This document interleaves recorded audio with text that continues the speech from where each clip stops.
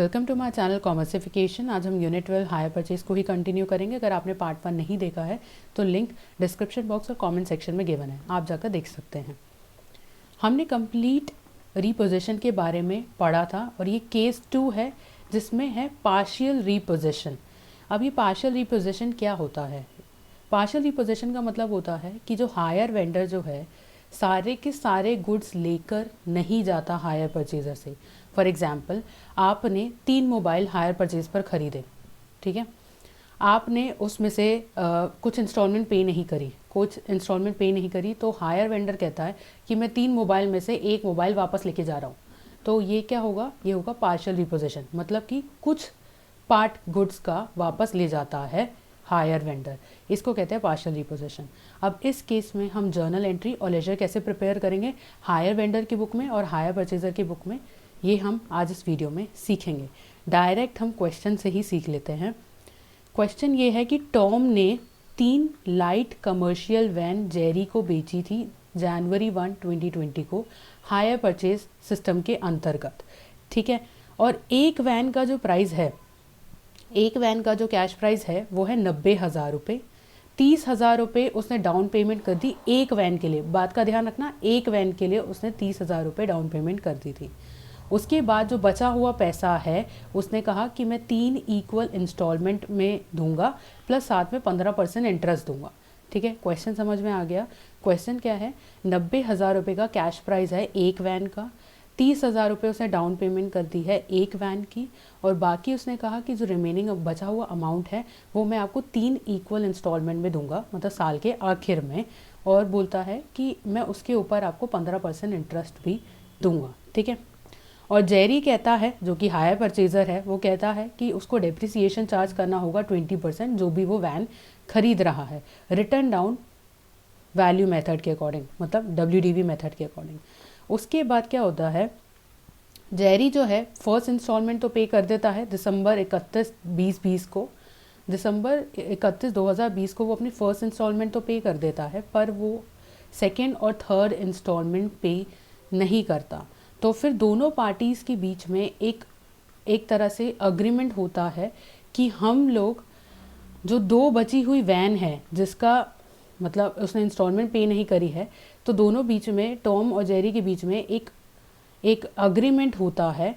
उसके अंतर्गत टॉम जो है 2 वैन जो है वापस ले जाएगा, और इस रीपोजेशन के लिए जब ये रीपोजेशन होगा, मतलब जब टॉम 2 वैन्स वापस लेकर जाएगा, तो उस समय वो 30% डेप्रिसिएशन चार्ज करेगा, ठीक है। और रीपोजेस गुड्स, और जब टॉम अपनी दोनों वैनें वापस लेकर जाएगा तो उस समय उसको रिपेयर का खर्चा करना पड़ता है उन दोनों वैनों पे 2,000 रुपये का, और इन दोनों वैनों को वो 92,000 में बेच देता है, ठीक है। अब हम देखते हैं कि कैसे एंट्री करेंगे हायर वेंडर की बुक में और हायर परचेजर की बुक में। सबसे पहले हम हायर वेंडर की बुक में देख रहे हैं। हायर वेंडर का मतलब क्या है? जिसने हायर परचेज पर अपनी ये 3 वैनें बेची हैं।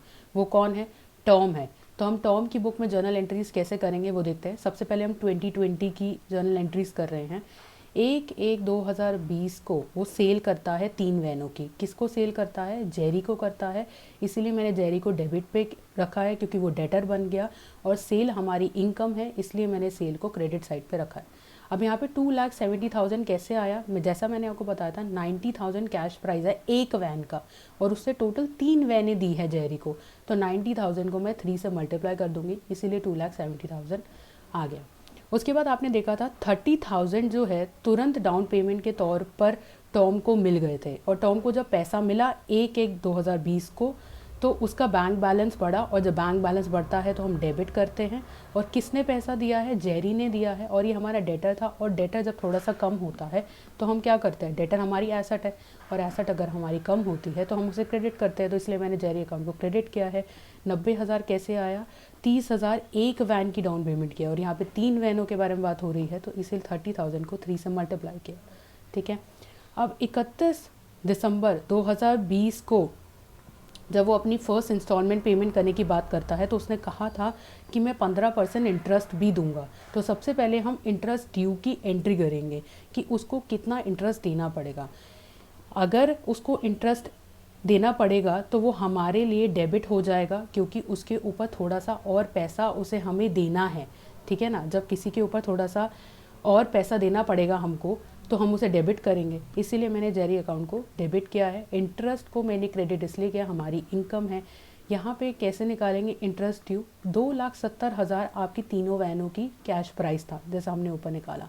उसमें से आपको 90,000 तुरंत मिल गए, डाउन पेमेंट मिल गई, तो मैं माइनस कर दूंगी, क्योंकि हम 90,000 पे क्यों निकालें इंटरेस्ट। जो पैसा जेरी ने आपको तुरंत दे दिया, हम उस पर इंटरेस्ट कैलकुलेट नहीं करेंगे। तो 2,70,000 में से हम 90,000 को माइनस कर देंगे, 1,80,000 आता है। फिर इसका 15% क्वेश्चन में गिवन है, वो उसने हमें वादा किया था कि मैं 15% इंटरेस्ट दूंगा, तो 15% निकाल देंगे, आ जाता है 27,000। इस तरीके से आया। उसके बाद फर्स्ट इंस्टॉलमेंट तो वो पे करता है। क्वेश्चन में बोला गया था कि उसे फर्स्ट इंस्टॉलमेंट 31 दिसंबर 2020 को पे करी थी, तो 31 दिसंबर 2020 को हम फर्स्ट इंस्टॉलमेंट एंट्री कर लेते हैं। अगर वो जेरी आपको इंस्टॉलमेंट पे कर रहा है तो आपका बैंक बैलेंस बढ़ा, तो bank account to Jerry account, क्योंकि आपका डेटर कम हुआ है, मतलब एसेट कम हुई है, तो क्रेडिट साइड करना पड़ेगा। अब यहाँ पे 87,000 आया कैसे, देखिए क्वेश्चन में क्या बोला था कि रिमेनिंग अमाउंट वो आपको 3 इंस्टॉलमेंट में पे करेगा अलॉन्ग विद इंटरेस्ट 15%, ठीक है। अब रिमेनिंग अमाउंट कितना है, देखिए 2,70,000 तो आपकी कैश प्राइस थी तीनों वैनों की, जिसमें से 90,000 उसने तुरंत पे कर दिए थे। कितना पैसा बचा, 1,80,000, यही रिमेनिंग अमाउंट है। इसको आप डिवाइड कर दोगे 3 से। अब मैंने 3 से डिवाइड क्यों किया, क्योंकि बोल रहा है 3 इक्वल इंस्टॉलमेंट में पे करेगा, तो 3 इक्वल इंस्टॉलमेंट निकालूंगी ना मैं, तो 1,80,000 को मैं डिवाइड कर दूंगी 3 से, कितना आता है 60,000। उसके बाद क्वेश्चन में बोला था अलॉन्ग विद इंटरेस्ट, तो इसीलिए मैंने यहाँ पे 27,000 रुपये इंटरेस्ट ऐड कर दिया, जो कि हमने अभी ऊपर कैलकुलेट किया इंटरेस्ट ड्यू की एंट्री में। तो कितना आ जाता है, 87,000 आ जाता है, ठीक है। तो इस तरीके से हम 2020 में एंट्री करेंगे। अब देखते हैं टॉम की अकाउंट में हम कैसे एंट्री करेंगे 2021 में, जब रीपोजेशन हो जाता है, ठीक है। सबसे पहले हम एंट्री करेंगे 31 दिसंबर 2021 को, फिर से इंटरेस्ट ड्यू होगा, मतलब हम उसको बोलेंगे तेरे को इंटरेस्ट पे करना है, तेरे को इंटरेस्ट पे करने की तारीख आ चुकी है, तो हम उसको इन्फॉर्म करते हैं। तो हम एंट्री क्या करेंगे, Jerry account debit to interest. Jerry को इसलिए हमने डेबिट पे रखा है क्योंकि उसको हमें पेमेंट देनी है, ठीक है। मतलब कि हमारा डेटर थोड़ा सा और बढ़ गया, जब डेटर थोड़ा सा बढ़ गया है तो हमारे लिए तो एसेट बढ़ गई, इसलिए मैंने जेरी अकाउंट को डेबिट किया। जैसा मैंने आपको बताया था इंटरेस्ट हमारी इनकम है, इसलिए क्रेडिट करना पड़ेगा। अब यहाँ पे ये 18,000 रुपये इंटरेस्ट कैसे कैलकुलेट हुआ वो देखते हैं। इसके लिए आपको क्या करना होता है, कैलकुलेशन बिल्कुल ऐसी है जैसे हमने प्रीवियस वीडियोस में सीखा है कैसे इंटरेस्ट कैलकुलेट करते हैं सेकेंड ईयर के लिए। जब आपको सेकेंड इंस्टॉलमेंट के समय जितना इंटरेस्ट मिलता है हम कैसे कैलकुलेट करते हैं वो हम ऑलरेडी सीख चुके हैं, तो वैसे ही कैलकुलेट करना है।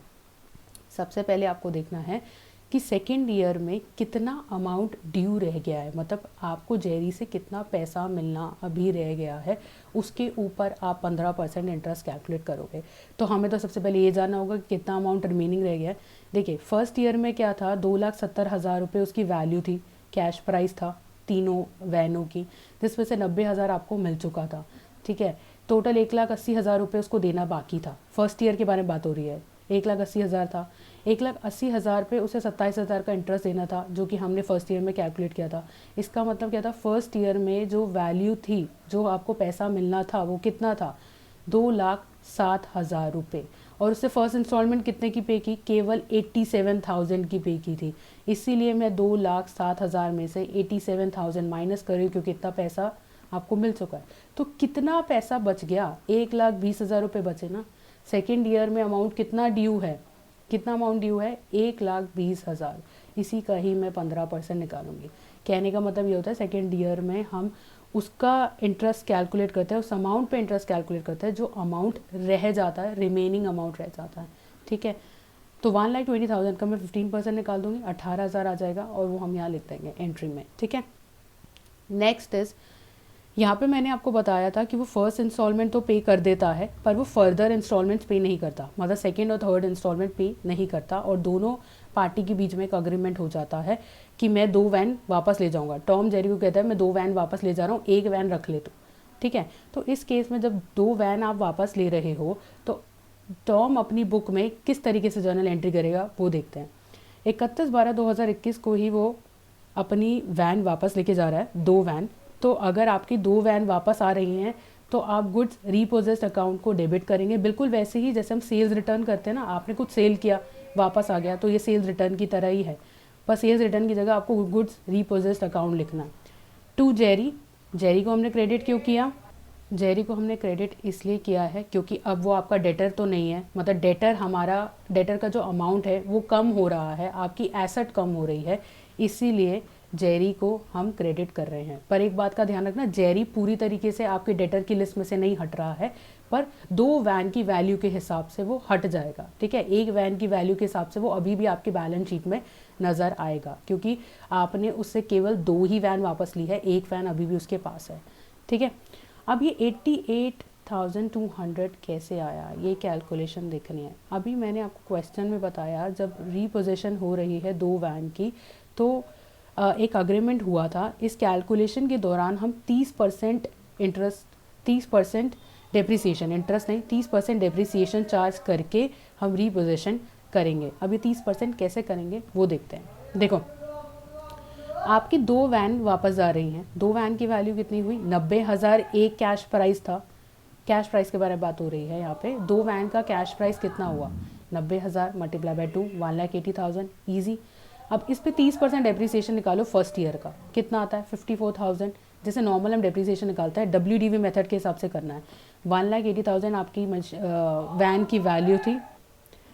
की वैल्यू थी, उसमें से 30% आप डेप्रिसिएशन माइनस कर दो, जो कि आता है 54,000। तो 1,80,000 में से 54,000 माइनस कर दोगे, कितना रिमेनिंग बचा? 1,26,000। फिर सेकेंड ईयर का डेप्रिसिएशन निकालो, ठीक है। सेकेंड ईयर का डेप्रिसिएशन कितना आ जाएगा? 1,26,000 का 30% निकालोगे, आ जाएगा 37,800। फिर 1,26,000 में से 37,800 माइनस कर देंगे तो आपके पास अमाउंट कितना आ जाएगा? 88,200। यही अमाउंट अब अपनी जर्नल एंट्री में दिखाओगे जब आप रीपोजेस करोगे 2 वैनों को। समझ में आ गया? बहुत आसान है, डेप्रिसिएशन जैसे हम निकालते हैं वैसे ही निकालना है 30% के रेट पे, क्योंकि क्वेश्चन में ये गिवन है। अब देखते हैं नेक्स्ट एंट्री क्या होगी। जैसा मैंने आपको बताया था कि टॉम ने 2,000 रुपये का रिपेयर का खर्चा भी किया है इन दोनों वैनों पे। जब आप रिपेयर का खर्चा करते हैं तो एंट्री क्या होगी? सबसे पहले हम गुड्स रीपोजेस अकाउंट को डेबिट करेंगे, क्योंकि इन दोनों वैनों के लिए आपने खर्चा किया है। और टू कैश अकाउंट, अगर आप पेमेंट कर रहे हैं तो आपका कैश तो कम हो गई, तो 2,000 रुपये हमने लिख दिया। उसके बाद एक और एंट्री है, आपने इन दोनों वैनों को बेच दिया 92,000 में, जैसा क्वेश्चन में गिवन है। मैंने आपको बताया था कि टॉम जो है इन दोनों वैनों को वापस लेता है, उस पर रिपेयर का खर्चा करता है, फिर इसको बेच देता है 92,000 रुपीज़ में। जब आप बेचोगे तो आपका बैंक बैलेंस बढ़ेगा, या फिर कैश में पैसा मिला तो कैश अकाउंट बढ़ेगा। तो इसलिए मैंने बैंक अकाउंट को डेबिट किया है, क्योंकि आपका बैंक बैलेंस बढ़ा 92,000 से। प्लस गुड्स रीपोजेस अकाउंट, आपके दोनों वैनें चली गई तो उसको हम क्रेडिट तो करेंगे, ठीक है, बिल्कुल सेल की तरह। अब यहाँ पे सबसे इम्पॉर्टेंट पॉइंट आता है PNL का। PNL का मतलब क्या है कि जब आपने, यहाँ पे हमें PNL अकाउंट खोलना क्यों पड़ रहा है?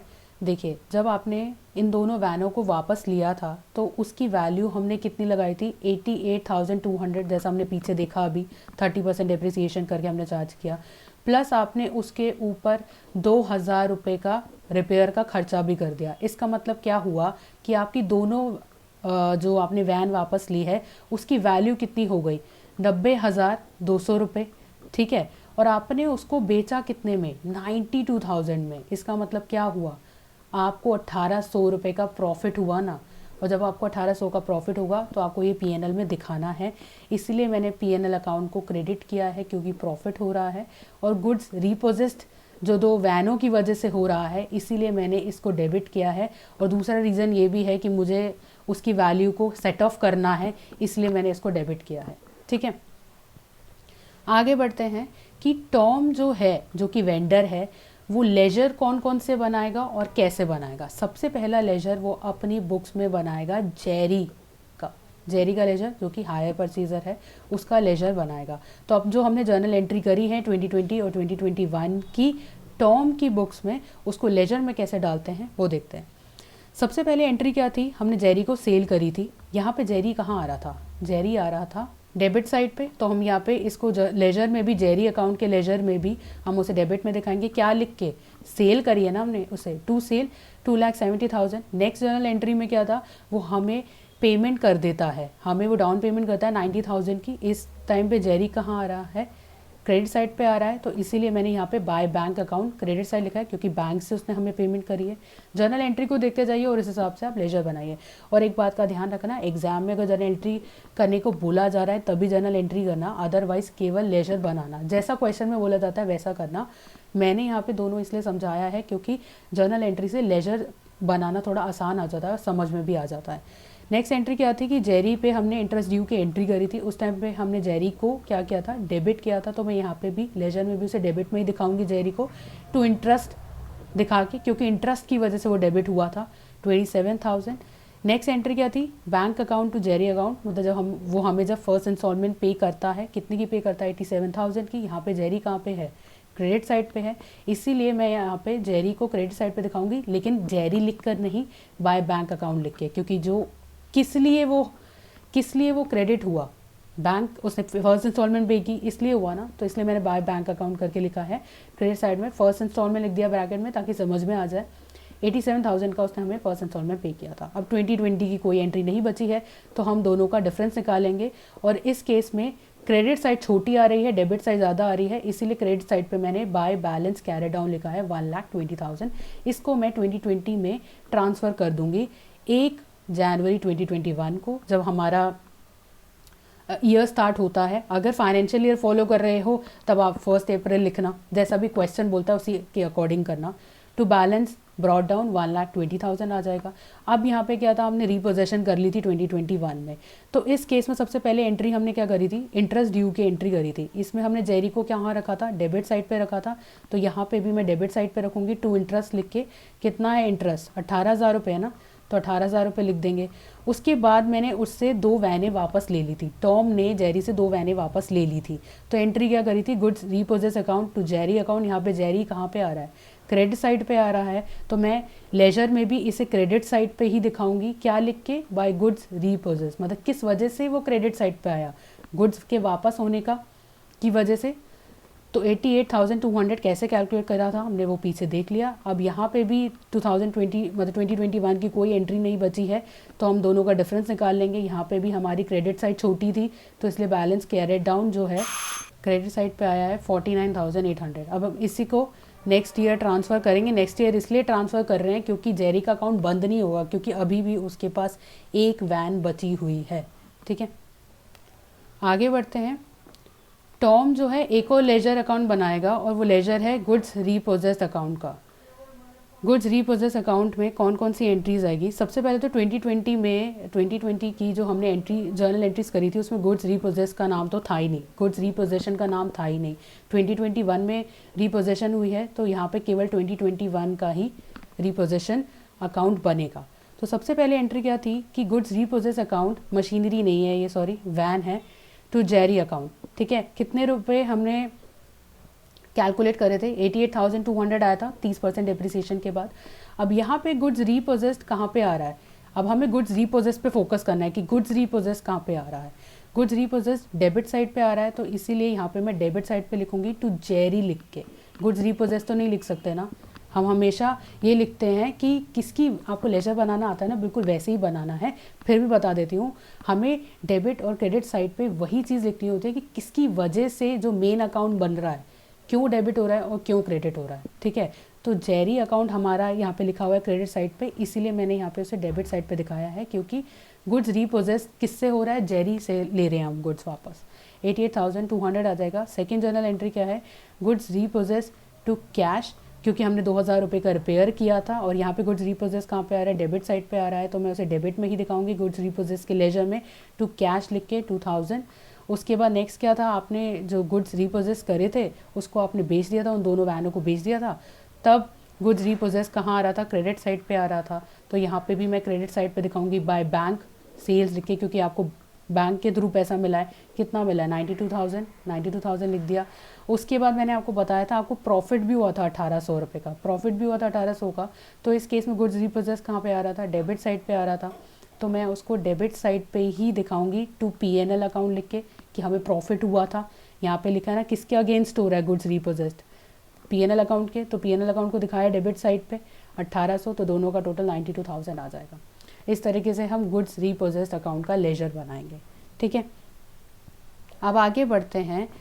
अब तक हमने ये सीखा कि हायर वेंडर की बुक्स में कैसे अकाउंट्स प्रिपेयर किया जाता है अगर पार्शियल रिपोजेशन का केस होता है। अब हम देखेंगे कि हायर परचेजर के अकाउंट में कैसे पार्शियल रिपोजेशन का जर्नल एंट्री करी जाती है और लेजर प्रिपेयर किया जाता है। और यहाँ पे हायर परचेजर कौन है? जेरी है। ठीक है, देखते हैं कि वो कैसे एंट्री करता है। सबसे पहले 1/1/2020 को उसको वैन मिल जाती है। वैन उसके लिए एसेट है, तो मैंने उसे डेबिट कर दिया। किससे मिलती है? टॉम से मिलती है, और टॉम को अभी तक हमने पैसा नहीं दिया है, तो इसलिए मैंने उसको क्रेडिट किया है क्योंकि वो हमारा क्रेडिटर है, मुझे उसे पैसा देना अभी बाकी है। जेरी को टॉम को पैसा देना बाकी है, इसीलिए टॉम को क्रेडिट किया है। कितने रुपए? 2,70,000, जैसा पीछे किया था। 90,000 को 3 से मल्टीप्लाई कर देना क्योंकि 3 वैन्स मिल रही है ना।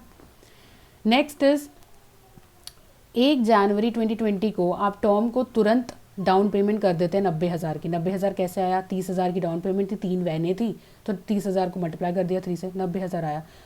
Tom account debit to bank account. आपका क्रेडिटर थोड़ा कम हो रहा है, इसीलिए टॉम अकाउंट को डेबिट किया। आपका बैंक भी तो कम, आपका बैंक बैलेंस भी कम हो रहा है, मतलब जेरी का बैंक बैलेंस भी कम हो रहा है, तो टू बैंक अकाउंट। उसके बाद आता है 20% डेप्रिसिएशन चार्ज करेगा जेरी, इस क्वेश्चन में गिवन था, तो डेप्रिसिएशन की एंट्री करते हैं। Depreciation account debit, depreciation debit side ही आता है क्योंकि एक नॉन कैश एक्सपेंस है। टू वैन अकाउंट, आपकी वैन की वैल्यू गिराएगा, और जो मतलब कि आपकी एसेट की वैल्यू गिराएगा, इसलिए क्रेडिट किया है वैन को। कैसे निकालेंगे डेप्रिसिएशन? 2,70,000 उसका कैश प्राइस है। एक बात का ध्यान रखना, हम कैश प्राइस पे निकालते हैं, उसकी वैल्यू 2,70,000 रुपये है। ठीक है, चाहे आपने डाउन पेमेंट जितनी मर्जी कर दी हो, उसको हम डेप्रिसिएशन के लिए कंसीडर नहीं करते, तो इसीलिए जो टोटल वैल्यू है 2,70,000, उसी का ही 20% निकाला जाएगा और डेप्रिसिएशन आ जाएगा 54,000। ठीक है, नेक्स्ट इंटरेस्ट ड्यू की एंट्री करेगा जेरी कि उसको कितना इंटरेस्ट टॉम को देना है। ठीक है, तो इंटरेस्ट अकाउंट डेबिट उसके लिए खर्चा है, इसीलिए डेबिट किया है। टू टॉम अकाउंट, किसको इंटरेस्ट पे करना है? टॉम को पे करना है। कैसे निकालेंगे इंटरेस्ट? जैसा हमने पीछे निकाला था बिल्कुल वैसे ही करना है। 2,70,000 उसका कैश प्राइस था तीनों वैनों का, आपने 90,000 का डाउन पेमेंट तुरंत कर दिया, तो 90,000 पे तो आप इंटरेस्ट दोगे नहीं, इसलिए 90,000 माइनस करेंगे तो कितना आता है? 1,80,000। 15% इंटरेस्ट बोला था क्वेश्चन में, 15% निकालना 27,000 आ जाएगा, जैसे बिल्कुल पीछे निकाला हमने अभी। ठीक है, उसके बाद जेरी जो है फर्स्ट इंस्टॉलमेंट तो पे करता है, तो एंट्री क्या होगी? Tom account to bank account. Tom को हमने डेबिट क्यों किया? भैया क्रेडिटर कम हो रहा है इसीलिए। बैंक अकाउंट को डेबिट क्यों किया? क्योंकि आपका बैंक बैलेंस कम हो रहा है। ठीक है, तो टॉम अकाउंट को डेबिट इसलिए किया क्योंकि आपका क्रेडिटर कम हो रहा है। बैंक अकाउंट को हमने क्रेडिट इसलिए किया क्योंकि आपका बैंक बैलेंस कम हो रहा है। ठीक है, कितना आएगा? 87,000। जैसे हमने बिल्कुल पीछे कैलकुलेट किया था वैसे ही कैलकुलेट करेंगे, मैं दोबारा नहीं बता रही हूँ। ठीक है, आगे बढ़ते हैं। वो तो पीछे जो अभी एंट्रीज करी वो 2020 की थी। अब 2021 में जेरी कैसे जर्नल एंट्री करेगा वो देखता है। सबसे पहले एंट्री इंटरेस्ट ड्यू की होगी, इंटरेस्ट अकाउंट डेबिट, क्योंकि आपके लिए खर्चा है इंटरेस्ट। किसको इंटरेस्ट पे करना है? टॉम को पे करना है, और अभी तक आपने पे नहीं किया है, तो पे करना रहता है ना, तो मतलब आपके ऊपर उधार है, तो टॉम अकाउंट क्रेडिट हो जाएगा। ठीक है, 18,000 आ जाएगा। 18,000 कैसे निकाला वो हमने अभी पीछे देखा। नेक्स्ट डेप्रिसिएशन की एंट्री है। डेप्रिसिएशन कैसे निकालोगे? एंट्री तो बिल्कुल वही है, डेप्रिसिएशन टू मशीनरी नहीं है, ये वैन है। ठीक है, कैसे निकालेंगे डेप्रिसिएशन? पीछे आपने देखा था कि आपकी वैन की वैल्यू 2,70,000 थी। ठीक है, फर्स्ट ईयर का उस पर डेप्रिसिएशन लग रहा था 54,000, वो आप माइनस करोगे, यहाँ पे WDV मेथड पे निकालना है। ठीक है, इसीलिए मैं ये ऐसा कर रही हूँ। WDV आपको पता है ना कैसे, 2 मेथड होते हैं, SLM मेथड और एक WDV, तो यहाँ पे हम WDV मेथड पे निकाल रहे हैं। तो 2,70,000 आपकी वैन की वैल्यू थी तीनों वैनों की, उसमें से 54,000 फर्स्ट ईयर का डेप्रिसिएशन है, तो वैल्यू कितनी बची थी आपकी वैन की? 2,16,000, उसका 20% निकाल देना, वही आपका सेकेंड ईयर का डेप्रिसिएशन है। ठीक है, नेक्स्ट क्या है? 31 दिसंबर 2020 को, जैसा कि आप जानते हैं कि जेरी जो है 2 इंस्टॉलमेंट तो पे ही नहीं करता, सेकेंड ईयर की नहीं पे करता, थर्ड ईयर की नहीं पे करता, तो फिर उन दोनों के बीच में एग्रीमेंट होता है कि हम दोनों वैनें वापस लेके जा रहे हैं और एक वैन आप रख सकते हो। तो इस केस में जब वैन उसके हाथ से चली जाएगी तो वो क्रेडिट करेगा ना, क्योंकि उसकी एसेट कम हो गई। और किसको चली जा रही है? टॉम को जा रही है, और इस केस में टॉम भी जो आपका क्रेडिटर था, थोड़ा बहुत तो आपका क्रेडिटर कम ही हो गया। अब आप पेमेंट ही नहीं करोगे उसको, तो आप उसको अपने अकाउंट से हटा ही दोगे ना। तो हटाने के लिए आप क्या करोगे? उसको डेबिट करोगे ना, पहले आपने उसको क्रेडिट किया था, अब आप डेबिट कर दोगे। कितने रुपए से करोगे? 88,200। ये कैसे कैलकुलेट करा था हमने पीछे देखा, जिसमें हमने 30% इंटरेस्ट करके निकाला, 30% इंटरेस्ट नहीं, 30% डेप्रिसिएशन चार्ज करके निकाला था। ठीक है, बिल्कुल वैसे ही करना है। अब उसके बाद एक और इम्पॉर्टेंट पॉइंट आता है यहाँ पे, 31 दिसंबर 2021 को जेरी को इन 2 वैनों को वापस जाने से, 2 वैनें जो टोटल उसने 3 वैन ली थी, ठीक है, एक वैन अभी भी जेरी के पास है, 2 वैन वापस चली गई। तो अगर उसने एसेट मान लिया था अपनी वैनों को, उसने तो तीनों वैनों को एसेट मान लिया था, उसमें से 2 वैनें चली गई, तो उसको कितना नुकसान हुआ तो वो भी हमें कैलकुलेट करके अपनी जर्नल एंट्री में दिखाना होगा। तो अब देखते हैं कि उसे प्रॉफिट हुआ इन दोनों वैन को वापस करके या लॉस हुआ, कैसे कैलकुलेट होगा। ठीक है, मशीनरी की वैल्यू निकालेंगे सबसे पहले 20% डिप्रिसिएशन पर, क्योंकि जेरी जो है वो तो 20% डिप्रिसिएशन पर चार्ज कर रहा था ना। तो कैसे निकालेंगे, 1,80,000 कैसे आया। हम यहाँ पे 2 वैनों के बारे में बात कर रहे हैं। एक वैन की जो कैश प्राइस थी, एक वैन की वैल्यू कितनी थी, 90,000 रुपये, और 2 वैन वापस जा रही है, मल्टीप्लाई बाय 2 कितना आता है, 1,80,000। उसमें से आपने 20% डिप्रिसिएशन चार्ज करो, कितना आता है, 36,000।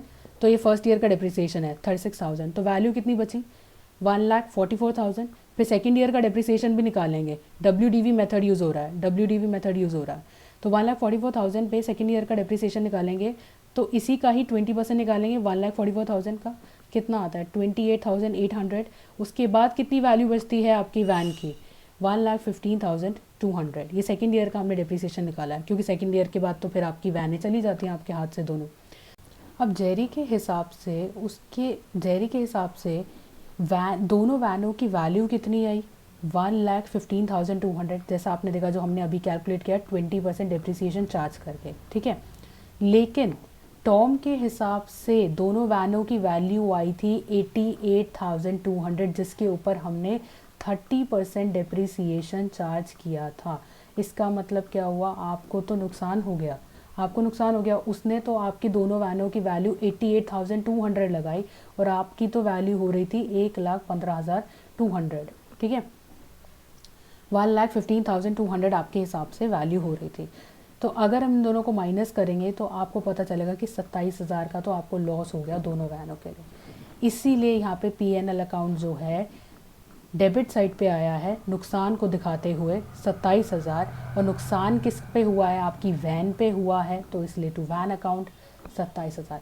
इस तरीके से हम एंट्री करेंगे P&L की। ठीक है, अब देखते हैं लेजर कैसे बनाएंगे। जेरी कैसे लेजर बनाएगा, जो कि हायर परचेजर है। सबसे पहला लेजर वो बनाएगा वैन अकाउंट का। तो अब तक जो भी हमने जर्नल एंट्री करी है, तो जहाँ जहाँ पर भी वैन का नाम आ रहा है उसको हम लेजर में डालते जाएंगे। सबसे पहले आपके पास 1 जनवरी 2020 को वैन आई थी, तो वैन कहाँ पे था, डेबिट साइड पे था, तो मैं वैन को डेबिट साइड पे दिखाऊंगी, लेकिन लिखूंगी क्या, वैन अकाउंट नहीं लिखूंगी, टॉम से लिए ना वो वैन, तो टू टॉम लिमिटेड लिखूंगी, 2,70,000। ठीक है, नेक्स्ट एंट्री क्या थी, 31 दिसंबर 2020 को डिप्रिसिएशन चार्ज हुआ था वैन पर। तो यहाँ पे वैन कहाँ पे है, क्रेडिट साइड पे है, तो क्रेडिट साइड पे मैं वैन को दिखाऊंगी, वैन अकाउंट नहीं लिखूंगी, डिप्रिसिएशन लिखूंगी। ठीक है, बाय डिप्रिसिएशन अकाउंट 54,000, जो कि हमने अपनी जर्नल एंट्री में देखा। 2020 की एंट्री और कोई बची नहीं है, तो दोनों का डिफरेंस निकाल लेंगे। तो बाय बैलेंस कैरेड डाउन 2,16,000, इसी को ही हम नेक्स्ट ईयर भेज देंगे 2021 में टू बैलेंस ब्रॉड डाउन लिखकर 2,16,000।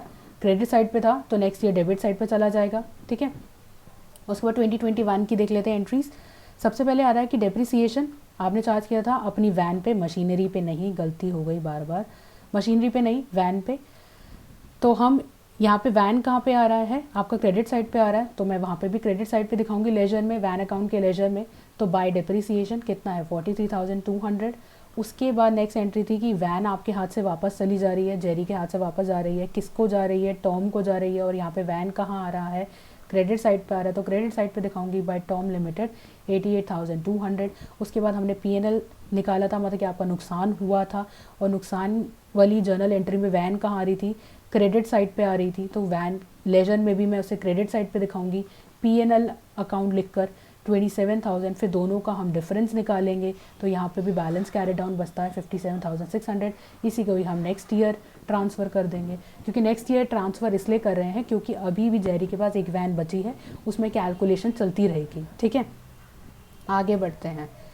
एक और अकाउंट बनाएगा जेरी, जो कि हायर परचेज़र है, वो बनाएगा अब हायर वेंडर का। अपनी बुक्स में वो हायर वेंडर का बनाएगा ना, जैसे हायर वेंडर हायर परचेज़र का लेजर बनाता है, ऐसे ही हायर परचेज़र हायर वेंडर का लेजर बनाएगा। तो यहाँ पे हायर वेंडर कौन है, टॉम है तो मैं इसका लेजर बनाऊंगी। तो सबसे पहले देख लेते हैं कौन कौन सी जर्नल एंट्रीज हैं, फिर हम उसे पुट करते जाएंगे लेजर में, टॉम अकाउंट के लेजर में। ठीक है, सबसे पहली एंट्री थी 1 जनवरी 2020 की कि वैन आई थी आपके पास। तो यहाँ पे टॉम कहाँ पे आ रहा है, टॉम कहाँ पे आ रहा है, क्रेडिट साइड पे आ रहा है। तो मैं इसको क्रेडिट साइड पे दिखाऊंगी टॉम के लेजर में। यहाँ पे क्या देखूंगी, 1/1/20 को बाय वैन लिख दूंगी, 2,70,000 रुपये। क्वेश्चन एंट्री में आप देख रहे हो 2,70,000 है। नेक्स्ट एंट्री क्या थी, आप टॉम को फर्स्ट इंस्टॉलमेंट पे करते हो तो टॉम कहाँ पे आता है, डेबिट साइड पे आता है। तो मैं आप लेजर में क्या दिखाओगे, डेबिट साइड पे दिखाओगे, बैंक से पेमेंट कर रहे हो टू बैंक अकाउंट 90,000 रुपये। ठीक है, नेक्स्ट एंट्री क्या थी, आप टॉम को इंटरेस्ट पे करते हो 27,000 का। तो इस केस में टॉम कहाँ पे आता है, क्रेडिट साइड पे आ रहा है। तो आप यहाँ पे उसे क्रेडिट पे दिखाओगे बाय इंटरेस्ट लिखकर 27,000 रुपये।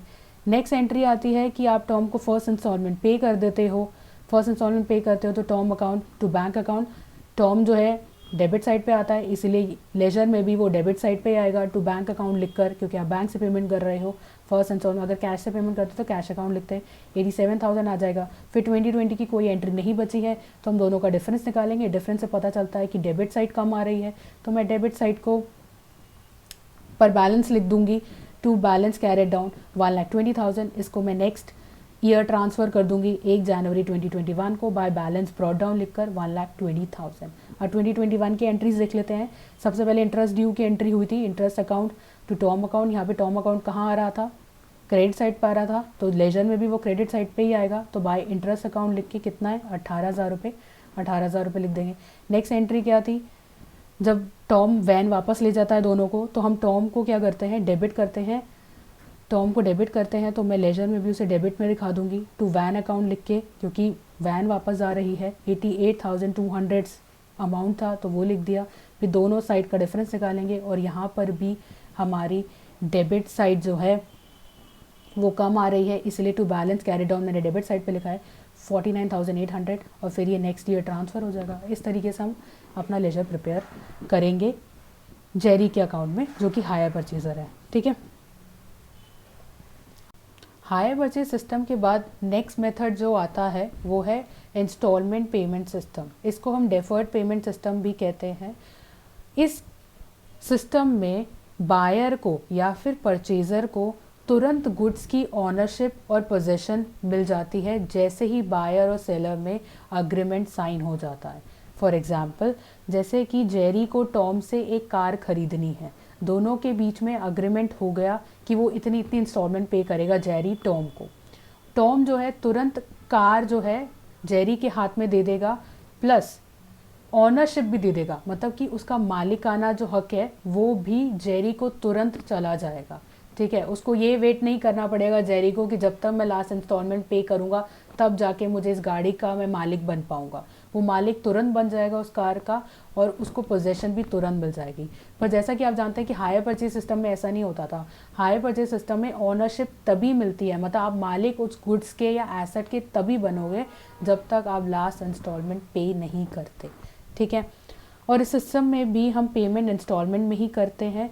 पर एक और अच्छी बात है सिस्टम की कि इस सिस्टम में रीपोजेशन नहीं कर सकता सेलर जो है वो रीपोजेशन नहीं कर सकता इन केस ऑफ डिफ़ॉल्ट। मतलब कि अगर बायर जो है इंस्टॉलमेंट पे नहीं करता तो उस केस में सेलर जो है गुड्स और एसेट को वापस लेकर नहीं जाएगा, जैसा हायर परचेज सिस्टम में होता है। ठीक है, नेक्स्ट इंपॉर्टेंट फीचर ये है इंस्टॉलमेंट पेमेंट सिस्टम का कि सेलर के पास राइट है कि वो स्यू कर सकता है to demand amount due in the case of default. इसका मतलब क्या है कि अगर बायर इंस्टॉलमेंट पे नहीं कर रहा है, उसने नोटिस भी दे दिया, सब कुछ बोल दिया कि पेमेंट करो, अगर वो इंस्टॉलमेंट पे नहीं करता है तो इस केस में सेलर के पास अधिकार है कि वो कोर्ट में केस कर सकता है और अपने ड्यू जो आउटस्टैंडिंग अमाउंट है, जो अमाउंट उसने अभी तक पे नहीं किया है, जो इंस्टॉलमेंट अभी तक पे नहीं की है, उसके लिए वो डिमांड कर सकता है। ठीक है, कोर्ट की मदद लेकर। अब सबसे इम्पॉर्टेंट कंसेप्ट आता है इंस्टॉलमेंट पेमेंट सिस्टम और हायर परचेज सिस्टम में डिफरेंस क्या है। ये टॉपिक बहुत इंपॉर्टेंट है, इस पर क्वेश्चन भी आ सकता है, थ्योरी क्वेश्चन। देखते हैं। सबसे पहला आता है नेचर ऑफ अग्रीमेंट। जो अग्रीमेंट इंस्टॉलमेंट पेमेंट सिस्टम के अंतर्गत होता है उस अग्रीमेंट को हम अग्रीमेंट ऑफ सेल कहते हैं, क्योंकि बेसिकली यहाँ पे पर्पस सेल करने का ही है, एसेट या गुड्स को बेचने का हमारा पर्पस है, इसीलिए इसे अग्रीमेंट ऑफ सेल कहते हैं। पर हायर परचेज सिस्टम में इस अग्रीमेंट को अग्रीमेंट ऑफ हायरिंग कहते हैं। हायरिंग इसलिए कहते हैं क्योंकि जैसा आप जानते हैं कि हायर परचेज सिस्टम में हमेशा बेचा नहीं जाता माल, उसमें हम भाड़े पर भी लेने के लिए करते हैं कि थोड़े समय के लिए भाड़े पे ले लिया और फिर गुड्स और एसेट्स को रिटर्न कर देंगे, इसीलिए इसे अग्रीमेंट ऑफ हायरिंग का है। Next is ownership.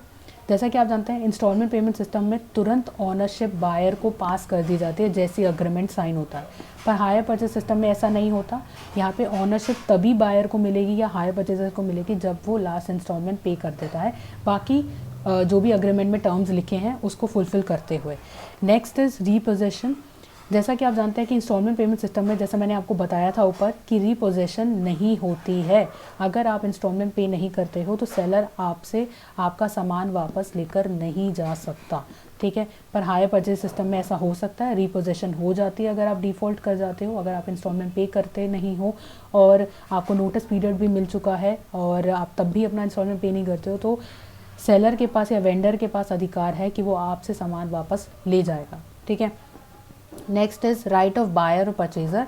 Instalment payment system में बायर के पास अधिकार है कि वो अपने गुड्स के साथ क्या कर सकता है, क्योंकि इंस्टॉलमेंट पेमेंट सिस्टम में ऑनरशिप आपको तुरंत मिल जाती है, बायर को ऑनरशिप तुरंत मिल जाती है, तो फिर भाई उसकी मर्जी है कि वो गुड्स के साथ क्या करे, उसको बेचे, खरीदे, डैमेज करे, प्लेज करे, वो उसकी मर्जी है।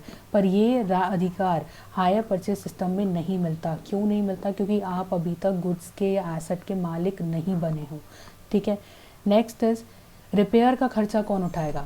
इंस्टॉलमेंट पेमेंट सिस्टम में रिपेयर का खर्चा बायर ही उठाता है। देखिए, आप मालिक बन गए हो गुड्स के या एसेट के, तो उसका रिपेयर का खर्चा आप ही उठाओगे। पर हायर परचेज सिस्टम में ऐसा नहीं होता, रिपेयर का खर्चा वेंडर उठाता है। वेंडर इसलिए उठा रहा है क्योंकि वेंडर उस गुड्स का मालिक है। चाहे पोजेशन जो है हायर परचेजर के पास है, लेकिन वेंडर अभी तक मालिक है जब तक उसे लास्ट इंस्टॉलमेंट या सारी इंस्टॉलमेंट नहीं मिल जाती अपने हायर परचेजर से, इसीलिए यहाँ पे रिपेयर का खर्चा वेंडर उठाता है। Next is four feature of instalment paid, मतलब जो आपने इंस्टॉलमेंट पे करी है वो फोरफीट हो जाती है। पर इंस्टॉलमेंट पेमेंट सिस्टम में जो भी आप इंस्टॉलमेंट पे करते हो वो फोरफीट नहीं होती है, पर सेलर के पास ये अधिकार है कि आपके ऊपर वो केस कर सकता है उसके लिए जो आपने इंस्टॉलमेंट्स पे नहीं करी, ठीक है। मतलब कि आपने 10 इंस्टॉलमेंट पे करनी थी, उसमें से 6 इंस्टॉलमेंट पे कर दी है, 4 इंस्टॉलमेंट बची है, तो 4 इंस्टॉलमेंट के लिए सेलर आपके ऊपर केस कर सकता है, ठीक है। पर हायर परचेज सिस्टम में ऐसा होता है कि अगर आप डिफ़ॉल्ट कर जाते हो, मतलब कि आप इंस्टॉलमेंट पे नहीं कर रहे हो, तो यहाँ पे जो भी आपने अभी तक पेमेंट करी है डिफ़ॉल्ट की तारीख तक वो फोरफीट हो जाती है, ठीक है। आई होप आपको इन दोनों में डिफरेंस समझ में आ गया, इंस्टॉलमेंट पेमेंट सिस्टम और हायर परचेज सिस्टम में। ये इंपॉर्टेंट क्वेश्चन है, इस पे क्वेश्चन आ सकता है थियोरी का। आई होप आपको ये वीडियो अच्छी लगी है। अगर अच्छी लगी है तो लाइक कीजिए, शेयर कीजिए, सब्सक्राइब कीजिए मेरे चैनल कॉमर्सिफिकेशन को। Thank you very much, bye bye.